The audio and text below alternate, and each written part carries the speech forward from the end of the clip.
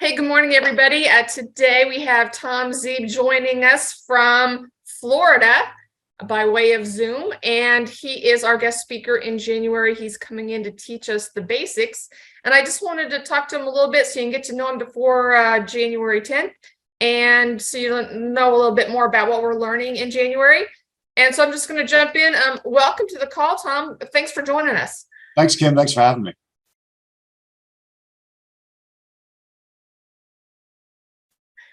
One of my first questions, and a lot of people are like, how did you get into real estate and what are you doing in real estate these days? Because I know you got started a way back and now it's almost 2023. What are you doing what are you doing now and what were you doing then? Yeah, what's been going on the last 20-something years? 20-something years ago, so it was 2001, so 22-ish years ago, I had a job and I didn't like it. I felt stuck. I was definitely stuck by the pay, or I guess the lack of pay that I wanted. Nothing. There was always more month than money. Nothing ever went right in that respect. And so I was looking for a different way out. I didn't find it until I read Rich Dad Poor Dad, and then that made something snap inside of me, but also connected the dots and led me to real estate. Oh, well, cool. And so that got you started. I've read a little bit about your first deal being a disaster. Yep. Yeah, because there was so much, how to exact information in the book. There was nothing, right? So I was stuck with just, hey, get into real estate. And so I dove in headfirst, bought a 6-unit building in New York City, because I could think of nowhere more landlord friendly. Yes. Kansas City, maybe. Well, maybe. Yeah, I think there's a lot of competitors these days in general, right? It can be very risky. When you own nothing, I own nothing. I still even own my own house. I buy a 6-unit building. That was a total disaster, almost took me out. But luckily during that time, I had discovered my version of your group. And I thought, wow, there's all these people that actually do things in real estate. This isn't just in books. It's not late night TV. There's actual people here doing things. And so I started paying attention to what they were doing. And then almost by accident, the next time I marketed for something close to the home, this time I was living in Washington, D.C. back then, got something under contract. I was going to rehab it. And instead, somebody offered to buy it from me and take it over. And I wound up not even really knowing what I was doing. I sold it to them wholesale and made almost 23 grand. And I went, wow, this is going to solve all my financial problems if I just keep doing this. Yeah, wholesaling is way cool. I remember my first deal, 12 grand, and I didn't do anything. Yeah. Look, it's not doing anything is an interesting thing, right? It's not that you don't do anything. You do have to actually do something, have to implement and get things moving. It's just that when you add it all up, it wasn't that time consuming in the end. So I don't want anyone to think this is some sort of, hocus pocus magic, because now we do sound like late night TV. Right. But there's serious things you have to do, but they're not that difficult. They just need you to be consistent. Yeah. I talk to people. That was my biggest thing on my deal was, well, I didn't talk to people. My husband did because he was out in the field, but talking to the seller to buy the house and to being around and talking to the neighbor who bought the house, although we did do a little marketing, but the neighbor bought the house. So we do that more and more. So what are you doing these days in real estate? Because I know you changed markets from DC to Florida. Or are you still doing DC as well? I run both. I do things in both markets. I'm changing up my strategy. Look, as you go on and your personal situation changes, your age changes, your family dynamics change. In my case, a couple more kids, that kind of thing. You start thinking about what you want to do a little bit differently. So I still do predominantly wholesaling, 75% is wholesale. But I've mixed in some rentals. I've mixed in some rehabs. And I'm trying to sell off. I say trying because some stuff, the market's not what it was a few years ago. I'm trying to ditch some of my stuff up north and reposition that money here to where I think is more landlord friendly. Definitely. So you're in Florida now and you're working with students across the country. So you're in multiple markets with your investing and your REIAs, because you have REIAs in 2 states, and then you have students across the country. Where are you seeing that new investors are struggling? Well, they are, new investors are struggling. Honestly, Kim, it's almost like they're still struggling with the same old basics or the core principles of the business. They're struggling with being consistent in their own personal and business lives. It's not like, look, things change. Your exit strategy can change. What you want to do or don't want to do in a given area. A lot of that, right? We've had a lot of disruption these last few years. But at the end of the day, most people's problem, and this is from a beginner who hasn't gotten their first deal yet, to intermediate that aren't doing enough, to advanced who aren't happy with what they've built. It comes down to one thing. They are not implementing what they know they need to do. They're not implementing it consistently.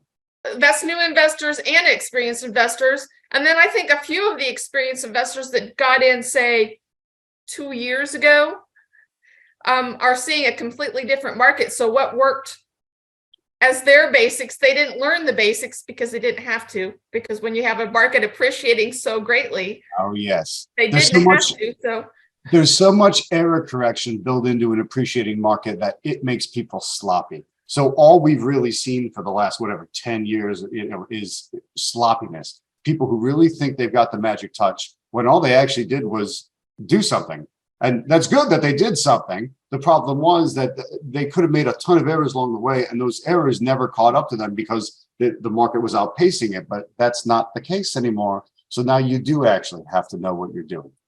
yeah, definitely. So I've been in the business for 20 years like you. What would be good for me to get back to the basics? I know why new investors want to learn the basics. They don't know anything. They need to learn how to negotiate. They need to learn how to market, how to be consistent, how to talk to sellers, how to put the deal together. But for somebody like me, who's been around a while, what would you suggest? Why do I need to get back to basics? I'll tell you, I think everybody can become a better negotiator. It's the main thing I want to be teaching you when I'm in Kansas City at your group.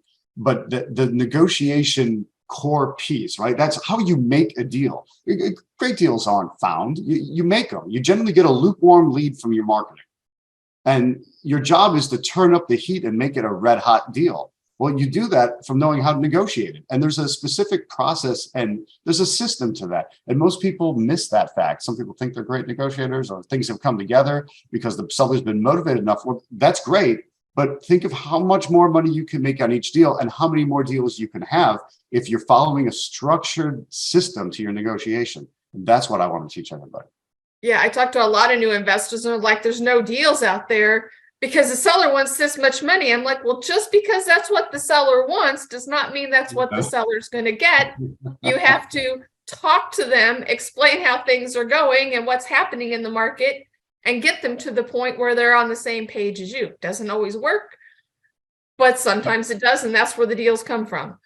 Correct. So you have to learn to talk to people, how to talk to people, the kind of words you use, the languaging we use, and that's a lot of what I think people have missed, or they think it's just make an offer and they say yes or no. Well, you want to make an offer, but persuade them to say yes. Make an offer and paint a vision for what they feel like once they've already accepted your offer. That way, they're more likely to accept your offer. So there's all these kind of different angles on negotiation, and most people have missed the nuance, and that's why I really want to focus on the nuance, because I find that the negotiation itself is such a core to your business, but to get good at it, you have to understand the nuances around it.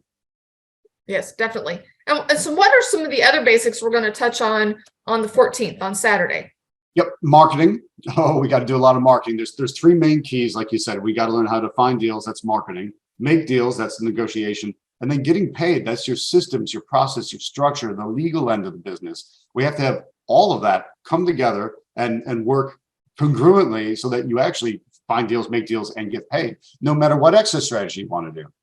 I love wholesaling. That's the majority of my stuff. But whether you're wholesaling, buying and holding as a landlord, rehabbing, or doing commercial or any other sort of real estate investing, you first need to find the deal from marketing, make the deal from negotiation, and then know how to control it to get paid. So that's the core of the business I want to focus on, because it's good for anybody, any level, any exit strategy. And again, beginner, intermediate, advanced, we all need help fixing and improving each rung of that ladder. Well, this will be my third time going through your class, and every time I attend, it's a little bit different. And I think part of the difference is me, because I've learned I can see the same speaker like you over and over, and you can give me the same exact information as you did last time. I know it's going to be a little bit different, but some of it's going to be the same. but where I'm at in my business and in my life, I learn different things every time I see you speak. I've seen other speakers that I've seen over and over, and I always learn something new. And it might be something that I've heard before, but it didn't resonate with me the first time, but now it does because I'm in a different place. So I'm always excited when I get to see people a second time. I learn more. Yeah, 100% true. Well, we learn from repetition. So repeating something is a good thing, but I also, it's not to say it's all the same stuff as before, particularly with as much as things have changed and what we're anticipating the changes going forward. I've retooled a lot of things, and I've got a lot of very current information that I'm using now, and particularly planning going forward. Look, there's a big wave of, it's a mixed bag of what's in this wave. I think there's a wave of destruction coming, but that's also a wave of awesomeness for real estate investors like us if we're ready. You always hear about, the great fortunes being made during the most difficult times. Well, if there's some difficult times coming ahead, then that means there's also a fortune to be made if it's done right. And that's what I want to get people ready for, is to know how to take, because no matter what you do, you need to learn how to market, you need to learn how to negotiate, you need to learn how to get deals done. That's true in real estate investing. That's actually true for any sort of business. So let's get good at those key skills, those core skills, and because that's going to make us awesome going forward. Sometimes people say, Tom, isn't that kind of gloomy? Aren't you saying the hard times? I think people have a sense that there's some difficulty coming. I mean, just look at what we've gone through the last few years. If you can even, stop your head from spinning from it. The thing to remember is just to clear all that aside, put the blinders on, and focus on building up your business, building up your life personally, because you know that there's a fortune to be made when that comes, because that's what every other fortune has been made in difficult times. So I'm not fear-mongering with the difficult times. I'm saying let's be ready for them, because then we can actually make things happen. I think we're going to see more motivated sellers because there's not as many people out there snapping up the deals like they were 6 months ago. And I also think that some of the people that got into the wholesaling business in the last few years that didn't have to know their numbers and didn't have to know what they're doing, they're either going to learn how to do it right and be less competition, or they're just going to go away. So I think there's more deals coming, a lot of deals coming. I mean, we had the same thing in 2009, 10, and 11. Those were some of my best years in real estate, because there was opportunity to buy more houses. Now, I don't think we're going to have that much opportunity, but I think we're going to get more than we had in the last couple of years. I'll tell you what, one of the big things I think that's already changing is that motivated sellers have less options. I mean, there's less other places to go. They can't just list it and have it sell in 3 minutes for 3 times the price. That doesn't happen anymore. So they have no choice but to come to us, creative real estate investors, so we can put together deal structure different offers that make sense for them to help them out of their problem, because their problems aren't going away. We're human beings. People always get problems, right? They're always, people keep dying, people keep getting old, people keep having kids, people keep losing jobs, getting jobs, moving, getting ill health, getting divorced, inheriting properties, right? Life doesn't stop, Kim, right? So therefore, since life keeps going, it always creates motivated sellers, and motivated sellers need somewhere to go. Now that they have less places to go other than us, that's really good for us. And then all the internet buyers are going away, so we don't have those in competition as well, because they didn't know their numbers either. Didn't actually work.